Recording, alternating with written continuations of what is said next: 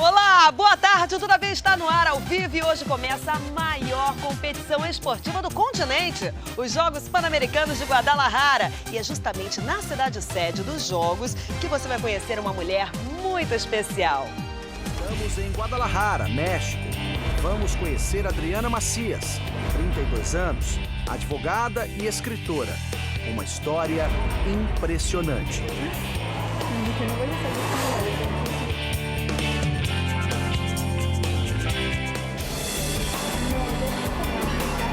Reparem como ela conversa, gesticulando com o pé, exatamente como fazemos com as nossas mãos. Ela nasceu sem os braços devido à má formação genética. Eu tive uma infância como qualquer menino. Adriana conta que teve uma infância igual a de todas as crianças, mas por não ter braços, precisou se esforçar sempre mais. A irmã, um ano mais velha, era sua inspiração e melhor amiga. A darte conta para que estás neste mundo. Eu tendí muito a sempre estarla como cuidando. Heloísa confirma, cuidava da irmã, mas as duas não deixavam de lado as brincadeiras, os amigos e, claro, as travessuras. Para mim nunca tuvo ella nenhuma diferença, não? No momento revelador, uma declaração emocionante. É um dos amores mais importantes de minha vida. Sim. Ai, tu também maravilhoso.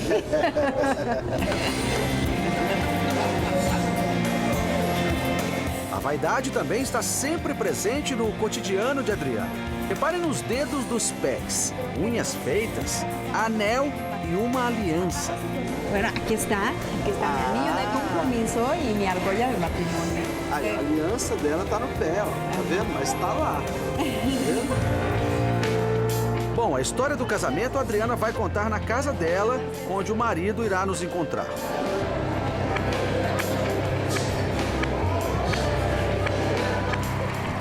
Tento me antecipar para ajudar a abrir a porta do carro.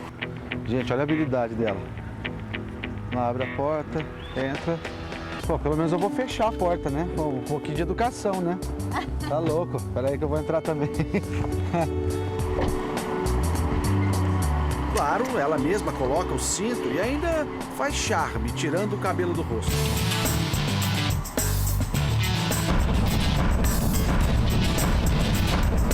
Chegamos à sua casa e, de novo, ela abre a porta sem qualquer ajuda.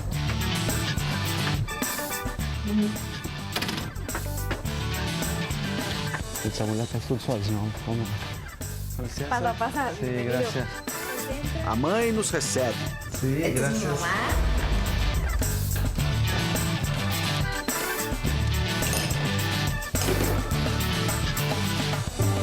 Antes de encontrar o marido, Adriana resolve retocar a maquiagem.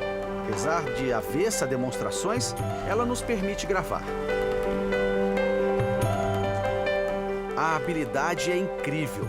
Detalhes de maquiagem que parecem normalmente difíceis, Adriana tira de letra.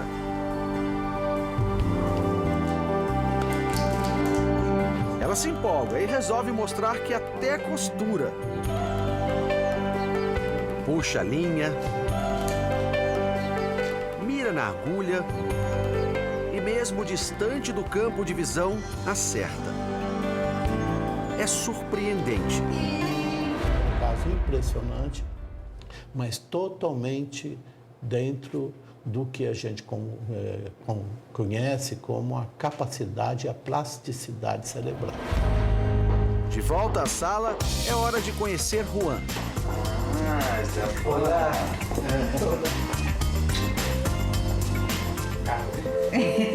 Com demonstrações de carinho explícitas, eles relembram sua história. No início, muitas pessoas diziam que seria difícil para Juan conviver com uma pessoa deficiente. Mas Adriana afirma que isso nunca foi uma dificuldade. Tenho uma discapacidade, mas para mim não se me ha hecho difícil. O pedido de casamento foi consequência desse relacionamento cheio de amor. Se bem que demorou, viu? Ele falou que eles estavam no congresso de capacitação para ajudar as pessoas que precisam. E aí ele escreveu uma carta agradecendo e tal, mas ela nem imaginava, porque era para agradecer a presença de todos. E aí no final ele disse que por isso que estou entregando esse anel para você. E aí deu o anel e colocou nos pés dela e ela ficou emocionada, chorou. Se a vida sentimental vai bem, a profissional não poderia estar melhor. Hoje o casal trabalha pela inclusão. Adriana dá palestras motivacionais por todo o país. Bueno, estoy preparando justamente tu conferencia. O reconhecimento de Adriana começou quando ela escreveu o livro Abraçar o Sucesso, onde conta toda a sua experiência. A obra virou best-seller e motivou o lançamento do segundo título, A Força de um Guerreiro. Hago la broma ahí de yo no les voy a poder echar una mano, pero si puedo les voy a echar un pie. A mãe mostra o livro com orgulho indisfarçável. Desde os primeiros momentos, o apoio dos pais foi fundamental para o pleno desenvolvimento da filha. Enquanto converso com eles, Adriana resolve preparar um café.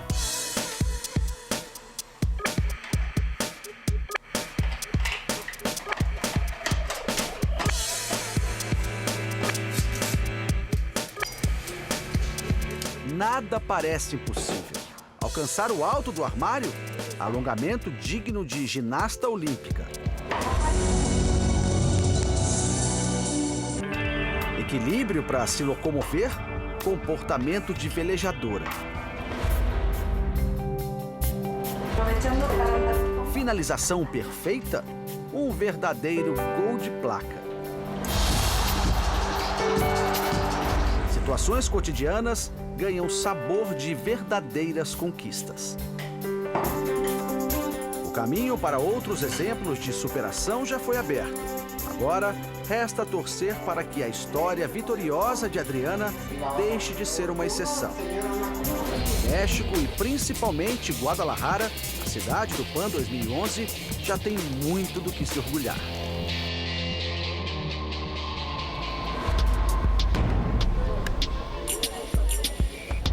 A morte assusta. No cinema, histórias daqueles que relutam em deixar o mundo dos vivos. Já renderam vários filmes de múmias. No México, o assunto é tratado de forma mais descontraída. Virou até atração turística.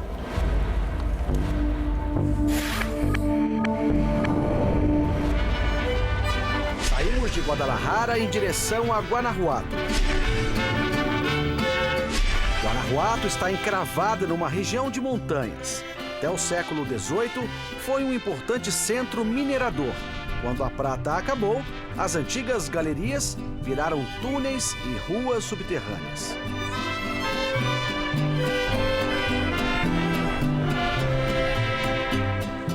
Tantas qualidades transformaram a cidade em patrimônio cultural da humanidade. Uma cidadezinha pequena, com 170 mil habitantes e uma arquitetura maravilhosa, repleta de casinhas coloridas.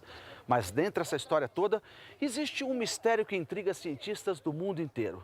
Como é possível mortos serem transformados em múmias sem nenhuma preparação? Olhando assim, parece tudo normal.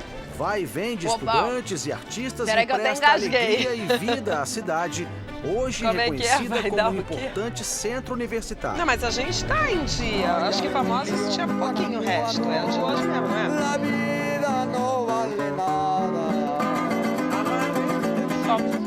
Na hora. Por trás desses muros, cemitério e catacumbas. Fatos de arrepiar. E para isso, basta atravessar aquele portão. Vamos lá. Vamos encontrar Juan Bustamante, especialista num fenômeno que só ocorre aqui. Olá, Michael. Como está? Ele mostra o lugar que deu início à fama do cemitério. Nesse lugar aqui foi encontrada a primeira múmia em 1864. Como a facção é muito fina. Então, neste caso. Mas, afinal de contas, o que é uma múmia? É um corpo humano preservado por muito tempo após a morte. Segundo Juan, aqui a mumificação acontece devido à altitude, ao clima quente e seco. O costume de fazer uma incisão nas costas dos mortos para os fluidos corporais saírem também ajuda no processo.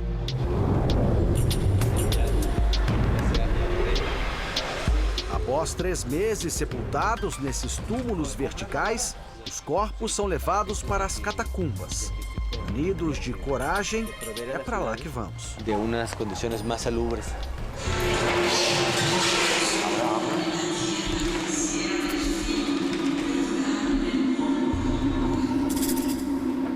Antes de entrar, precisamos colocar equipamentos de segurança. Se bem que... Un polvo que te provoque una alergia. Traduzindo, no geral, quer dizer o seguinte, a proteção é mais para as múmias. Para a gente, não. Não. Quer dizer, as múmias, claro, são mais importantes do que a gente. Impressionante. São vários corpos, com detalhes de arrepiar.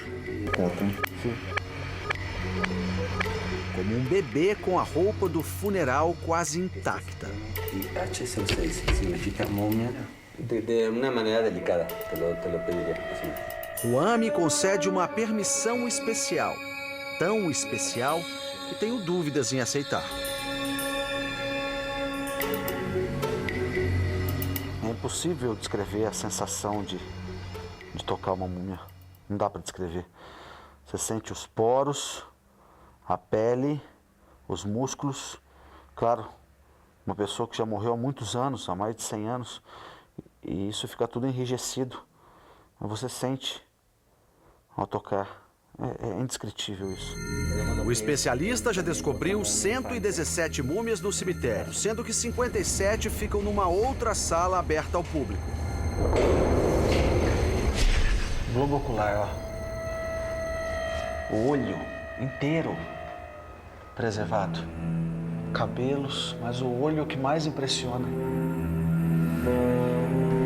Se hoje andar por esta espécie de museu é para corajosos, imaginem como era há 50 anos, quando os corpos ficavam assim, em pé e sem vidro, separando os mortos dos vivos.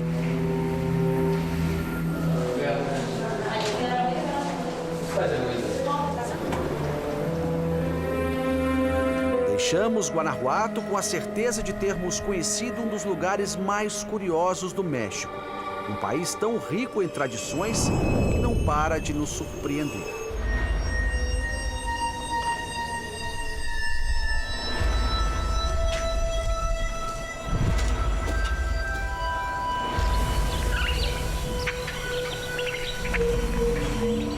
A gente vai sair aqui desse canal por uma aventura. Na verdade, uma lenda cheia de mistérios que a gente vai tentar desvendar agora. Embarcamos envoltos pela neblina e por um clima de mistério.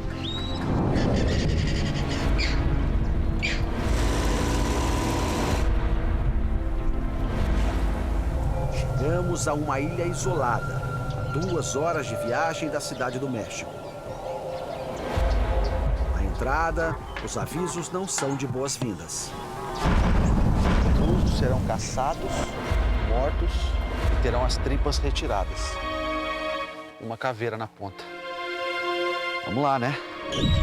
Morte e histórias de fantasmas transformaram o lugar em lenda urbana.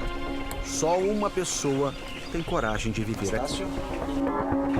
Anastácio é sobrinho do primeiro proprietário da ilha.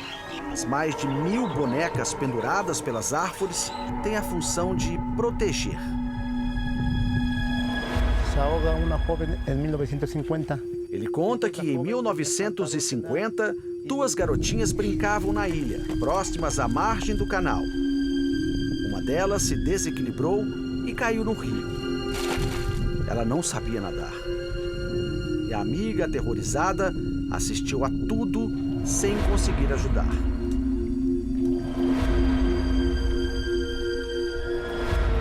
Alguns dias após a tragédia, o tio de Anastácio começou a ter visões de garotinhas brincando.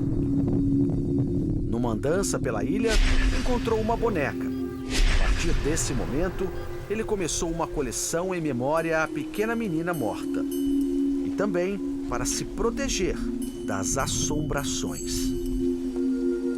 As bonecas falam? Não. Não. Ela apenas caminha. Camina nada mais. Sim. Mas como será viver rodeado de tantos rostos tristes? Ele nos convida a conhecer a casa. Anastácio mora aqui há 10 anos, desde a morte do tio. Acredita que tem a missão de proteger a Ilha das Bonecas.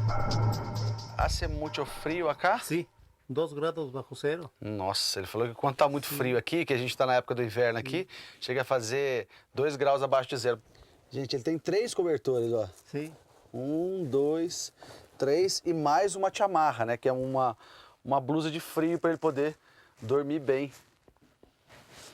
Esse é o cantinho dele. Ele é feliz assim, né? Coincidências rondam o lugar. Andamos pela ilha para ver onde a garotinha caiu para a morte. Daquela Zona Cruz para quê? La de la niña, La Niña. que se ahoga en 1950. Sim. Y esta es la de mi tío. Exatos 50 anos depois, o tio dele teve um ataque cardíaco e morreu. Adivinhem onde? No mesmo local. Outra morte que Anastácio acredita estar ligada às bonecas aconteceu há alguns anos. Uma espécie de museu guarda a boneca mais importante, a primeira encontrada pelo tio. Certa vez, um homem veio à ilha e maltratou a Agostinita. Apesar de jovem e saudável, ele morreu repentinamente, 1 ano depois. Para Anastácio, Agostinita tem poderes mágicos. Superstição? Fantasia? Acontecimentos sobrenaturais? Ninguém sabe a resposta, mas uma coisa é certa: com o decorrer dos anos, a lenda do lugar só cresceu.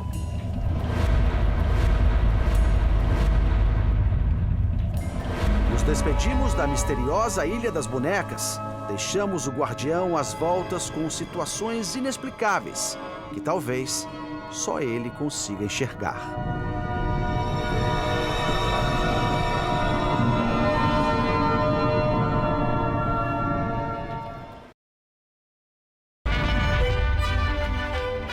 Cereza buena, jefe.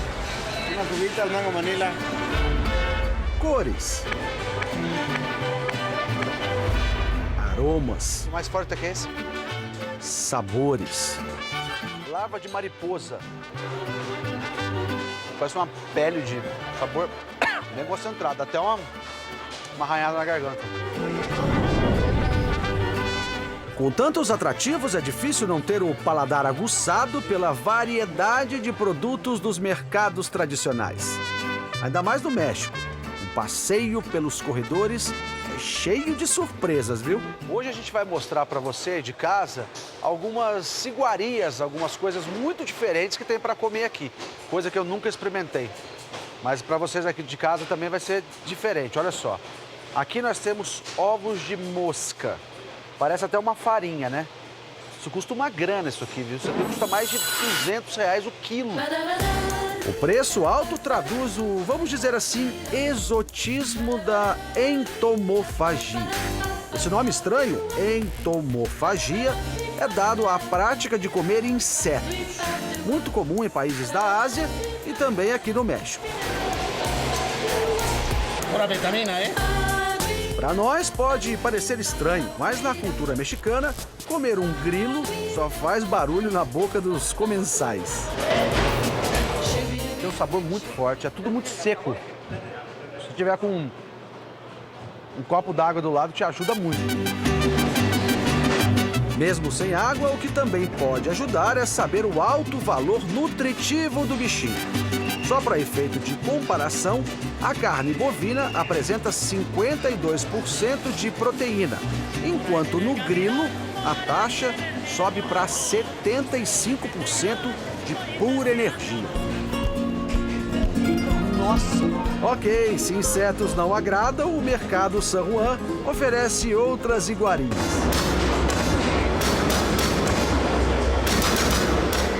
Eu nunca vi isso. Confesso para vocês que é a primeira vez que eu vejo carne de leão. Se come isso. Eu não sei o que o leão tá fazendo aqui, porque leão é lá na África. Eu não sei porque tem leão no México. Tem leões aqui em México?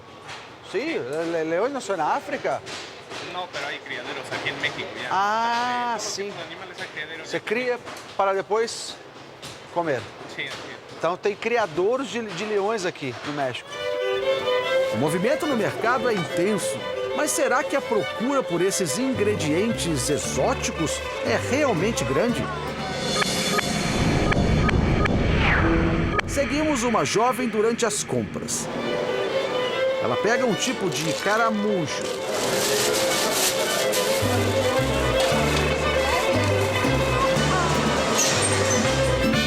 Um pouco de larvas e mais alguns insetos. Descobrimos que ela é dona de um restaurante de comidas exóticas. Já que essas iguarias mexicanas a princípio não nos agradaram muito, nós somos persistentes e resolvemos dar uma segunda chance. E aí a gente conheceu a Gabriela, que tem esse restaurante aqui de comidas exóticas. Então a gente vai entrar e vai ver se as receitas dela têm um pouco mais de sabor. Vamos lá?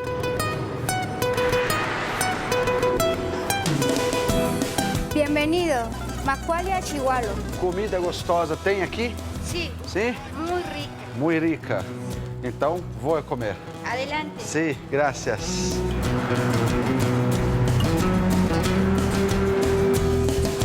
As cozinheiras se vestem como as antigas índias astecas.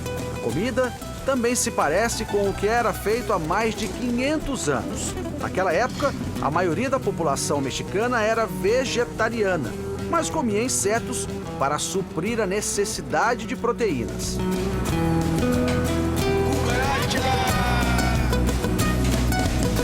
Quais são os pratos que você vai fazer hoje? Hoy voy a hacer gusanos de maguey. Estos son chinicuiles, este es el gusano rojo de maguey. Tá, são as larvas de mariposa que a gente já comeu cruas. Chapulines a la mantequilla. Os grilos com manteiga, que agora vamos ver se o prato vai dar aquele... O que mais? Escamoles. Escamoles, que são os Ovo ovos de de formiga, do formigão, desse tamanho assim. Aguautle. Tá, esses aqui são os ovos de mosca. Cozinha os ingredientes estranhos se misturam a alguns velhos conhecidos, como tomate, cebola e pimentão. Mas será que tudo isso vai ser suficiente para deixar a comida um pouco mais, digamos, agradável?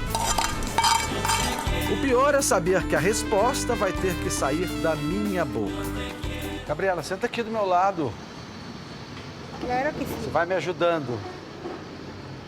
Deixa eu pegar aqui, ó. Acho que vai ficar mais gostoso que aquela que estava no mercado, né? Vamos lá.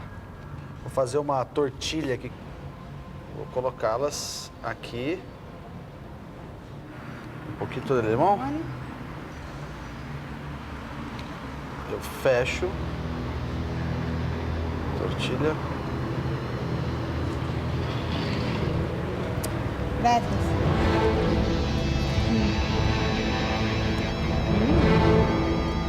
Bom, se eu conseguir comer grilos sem temperos no mercado, este aqui não deve ser pior não, viu?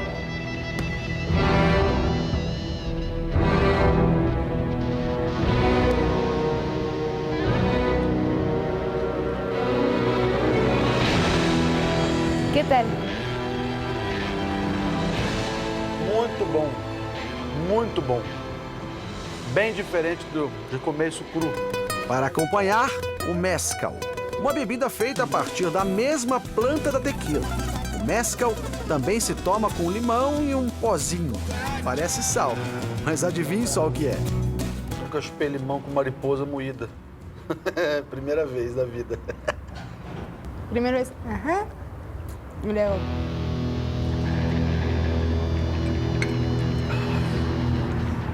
Eita!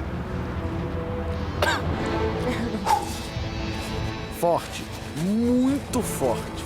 É quente. Muito quente.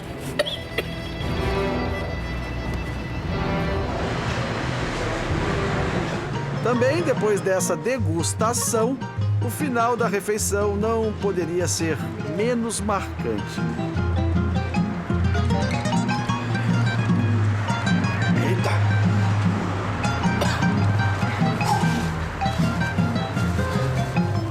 Eita! Esta es nuestra microdosis. Um líquido precioso que pode salvar vidas. Ayudan a retirar el cáncer del cuerpo. Para conhecer um grupo que produz e defende o uso desse medicamento, viajamos até a cidade de Milpalta. Na periferia da cidade vive Guadalupe. Ela aprendeu a técnica para fabricar o remédio com um médico e pesquisador da Universidade do México. Na casa funciona uma espécie de centro de medicina popular. Esta técnica era para las mujeres. Ensinamentos herdados dos primeiros habitantes do México. Para ajudar mulheres com problemas de fertilidade, uma equipe de massagistas aplica uma técnica para realinhar os órgãos internos. O quintal serve de laboratório para Guadalupe. Perguntada sobre a eficácia do medicamento, ela afirma que cura câncer, leucemia, doenças do útero e ajuda até no tratamento da AIDS. Ela está dizendo que tem gente que no tratamento contra o câncer pode durar, se curam essas pessoas, mas pode durar de 6 meses até 4 anos. Mas para quem tem problemas de menopausa, falta de apetite sexual, isso é instantâneo. Enquanto os benefícios à saúde são bem-vindos, a matéria-prima utilizada para conseguir o extrato é motivo de discussões acaloradas na sociedade mexicana. O que tienes aí? Beatriz me acaba de traer lo que es la placenta y el cordón umbilical. Ayuda para inmunizar. É isso mesmo. Ela usa placenta e cordão umbilical humanos. Nutricional. La placenta es algo maravilloso. Primeiro, ela corta placentas de mulheres que acabaram de dar à luz. Faz o mesmo com o cordão umbilical. De álcool de caña. Álcool de cana. Os pedaços cortados passam por várias etapas. Ficam em repouso por 6 dias. Guadalupe é assistida por uma ajudante treinada para dar continuidade ao trabalho. A polêmica é grande. O motivo esbarra em questões éticas e morais. Eu perguntei para ela porque tem muitas pessoas que falam em canibalismo, que está sendo utilizado uma parte de uma mulher. E ela estava me dizendo que ela não se preocupa com isso, que cada um pensa o que quer, mas que para ela esse trabalho é muito importante e o principal, ajuda muita gente. Após o descanso, os vidros são retirados da geladeira. Placenta e cordão umbilical são coados. Por la dimensão do envase que temos. O líquido volta a ser diluído várias vezes até atingir o estado ideal para o consumo.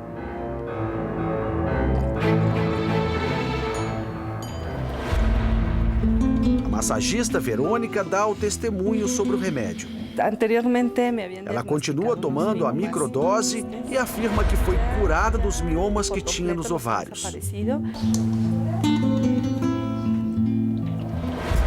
Em nota, o Conselho Federal de Medicina declarou que não tem informações sobre essa prática, mas ressalta que qualquer tratamento só deve ser utilizado com comprovação científica de eficiência e de garantia de segurança aos pacientes. Amadas por uns, vistas como feiticeiras por outros, as mulheres de Milpalta sabem que têm um longo caminho pela frente. Precisam provar a seriedade do próprio trabalho e acabar de vez com o estigma de canibalismo que as ronda.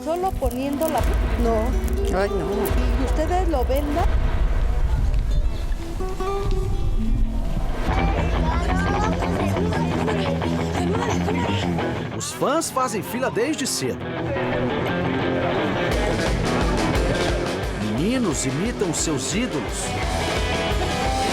Todo esse entusiasmo é para ver de perto os heróis do ringue.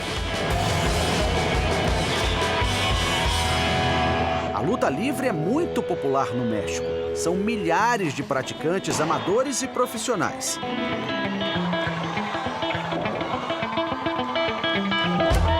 Mas apenas alguns poucos lutadores conseguem ter sucesso. Na grande maioria, a paixão herdada de pais e avós os leva a uma realidade ainda mais dura que os golpes no ringue. É o caso da família Trejo. Uma família que trabalha muito, dá duro, para poder conseguir vencer na vida. E eles alugam ringues. Então, eles acabaram de chegar nesse caminhão e aí eles vão agora montar o ringue dentro de casa. O carro que utiliza dá ideia da situação precária em que eles vivem.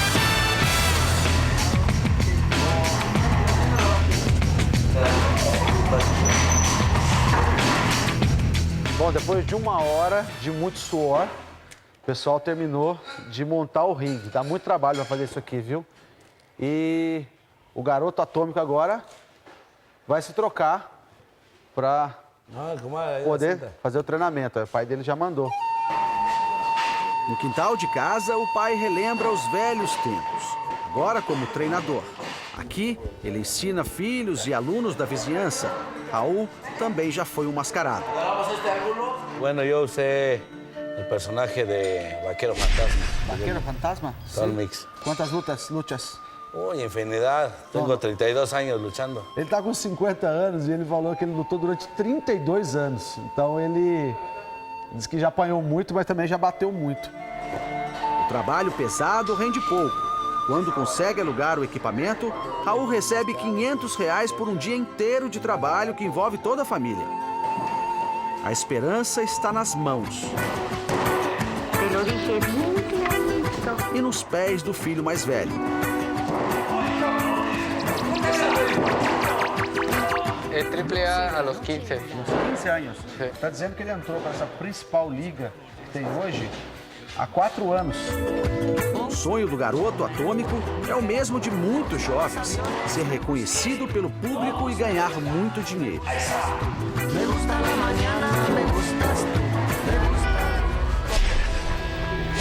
Neste lado humilde da capital mexicana, o sonho ainda parece distante.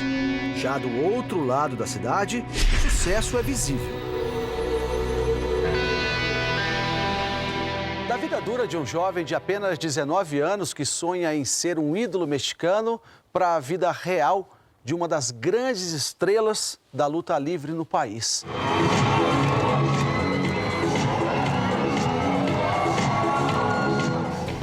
La Parka é um dos lutadores mais bem pagos do México. Há 14 anos, adotou a fantasia em homenagem aos mortos.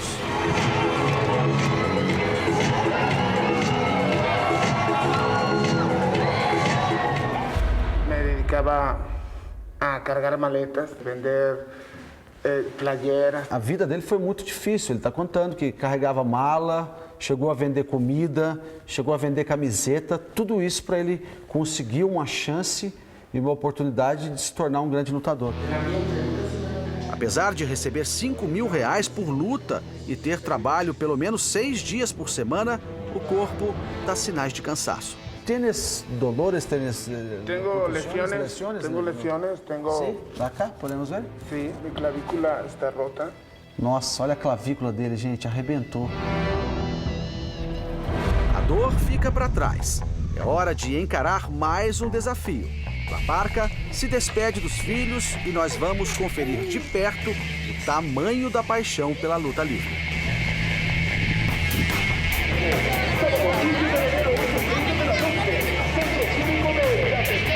La Parka chega ao ginásio onde é a estrela principal da noite. Além do público presente, fãs em todo o México assistem o embate pela TV. O aquecimento é rápido.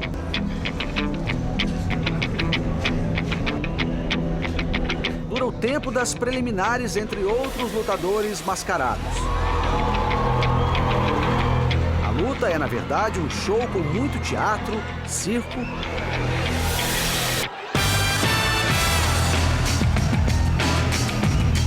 e, claro, luta. Há espaço para todos: mulheres, travestis e esquisitos de todos os tipos e tamanhos.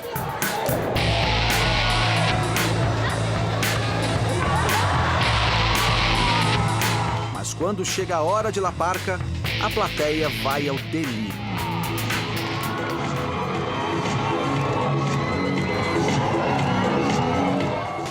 Luta, ou seria show, acontece dentro e fora do ringue.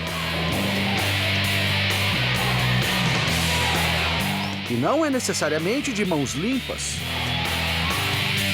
ou muito justa. Mas a reação do herói começa e nós já imaginamos como vai acabar. Surpresa! Desta vez, o vilão levou a melhor. La Parka deixa o ginásio. A tristeza vai durar pouco. Lutador e público sabem que a revanche acontecerá em poucos dias.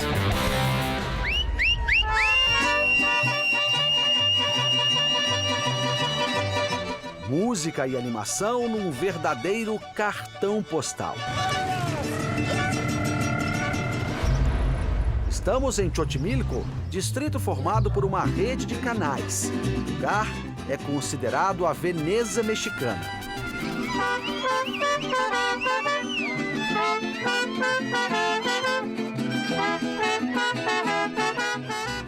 Se bem que por aqui música tem um tempero mais forte, mais caliente.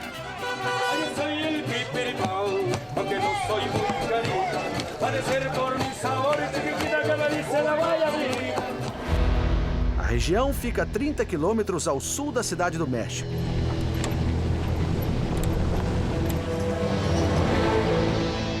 Antigamente, um grande lago e inúmeros canais cortavam essas terras interligando as cidades. Hoje, Xochimilco é um dos últimos resquícios dessa geografia peculiar. Por exemplo, essa ponte aqui, ela foi construída antes da chegada dos espanhóis ao México. E ela servia de interligação entre os bairros da região. Só que agora, a gente pode ver que pela terra mesmo você pode seguir. O rio está lá, ó, ao fundo. Às margens dos canais, lavouras sobrevivem há centenas de anos.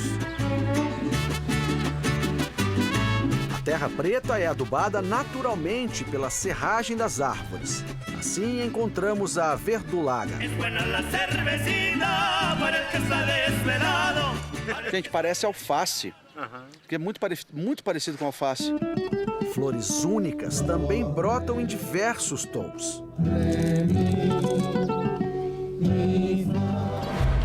Para os moradores de Xochimilco, tanta abundância motiva homenagens aos deuses da fertilidade.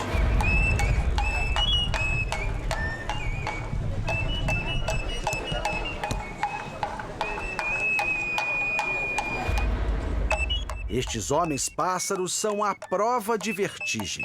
O costume é anterior à chegada dos espanhóis. O voo acontece todo o início de primavera para pedir uma boa colheita. Gente, esse é seu Delfino, que tem 80 anos de idade. 80 anos? 80. Sí. E há quanto é volador? Anda volando 54 anos. 64, não? 54 54, então são 54 anos volando. É, só aqui são 3 gerações de voadores, mas a coragem está na família há muito mais tempo. Delfino é o último a subir. São sempre 5 participantes. No alto do poste, um dos filhos dele marca o ritmo. Os outros se lançam e giram até o chão.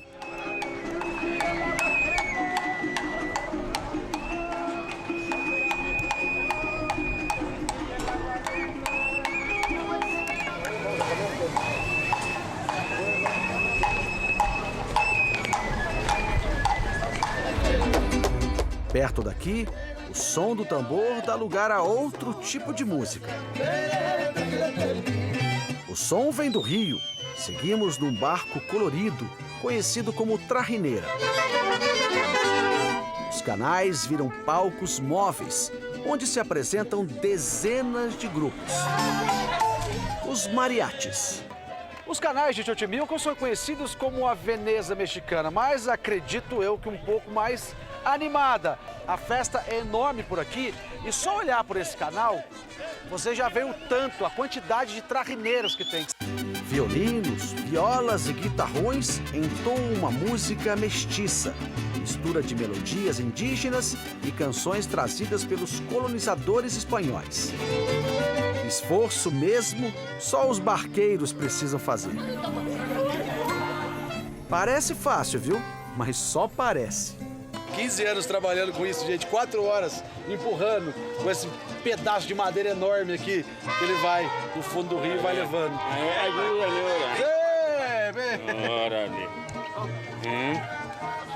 Olha lá. Tem esse pau aí, mãe? Pô, é pesado pra caramba isso aqui, pô. Pô. Ei, caramba. Peraí. Tá lá, mãe. Tá louco, se eu fosse viver disso, eu tava morrendo de fome já. Deixa aqui pra quem sabe, viu? Com o trânsito intenso de barcos, é melhor seguir apenas como passageiro, admirando as belezas da Veneza mexicana. E dá pra reclamar? De jeito nenhum.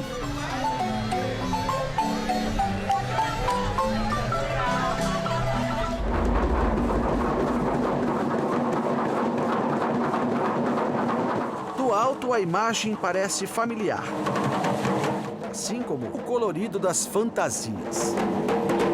Apesar de tantas referências ao nosso carnaval, estamos a milhares de quilômetros do Brasil. Esta festa incrível acontece todos os domingos na Cidade do México. São centenas de pessoas. Uma jovem chama a atenção. Nancy carrega o bebê enquanto dança. Logo à frente vai o marido. Durante a semana, o casal dá duro em 2 empregos e ainda cuida de uma barraca de crepes num parque da cidade. Ele faz estampas para as camisas de publicidade. A Nancy é enfermeira. El sábado trabajamos aquí desde las 11 hasta las 7 aproximadamente. Ele está dizendo que ele trabalha aqui no sábado, entre as 7 horas da manhã, 11 da manhã, vai até 7 da noite. Os dois estão tentando melhorar a renda. No piscar de olhos, o dia preferido do casal chega de novo. Nancy, Omar e o filho estão com um grupo. São conhecidos como concheiros, até porque eles andam com umas conchas assim, nos tornozelos, que fazem o barulho. Omar conta que a dança funciona como uma espécie de terapia. Promove equilíbrio e bem-estar. Eu entrei na dança. Opinião compartilhada pela esposa. Ela atravessou um período de depressão causada por graves problemas familiares. Depois de 3 anos de prática, o distúrbio ficou no passado. Cambiou bastante e pues enseñarle agora estas tradições a Xiu. E a dança restabeleceu, reestruturou a vida dela. E aí sim ela conseguiu, inclusive agora, ter essa criança linda que está apenas com 8 meses de vida.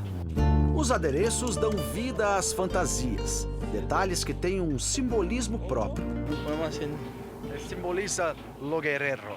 Ajá, simboliza la conexión con el cielo, con el cosmos. Las plumas representan como antenas receptoras, ¿no? De energia. Entendi. Eu falei tudo errado também. Eu fui lá todo alegre, simboliza o guerreiro. Não, não é o guerreiro. Simboliza a conexão com os deuses, entendeu?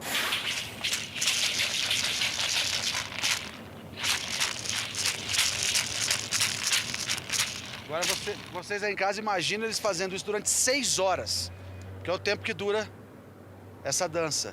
Tem que ter um preparo físico fora de série. A apresentação tem início com uma homenagem aos antigos astecas que habitaram o México. Os grupos dançam juntos, como se fossem alas de uma escola de samba. A família de Omar se apresenta unida. O filho é levado ora pela mãe, ora pelo pai. A atmosfera contagia. Difícil ficar à parte, não? Então, lá vou eu. Eles são incansáveis. Já esse repórter...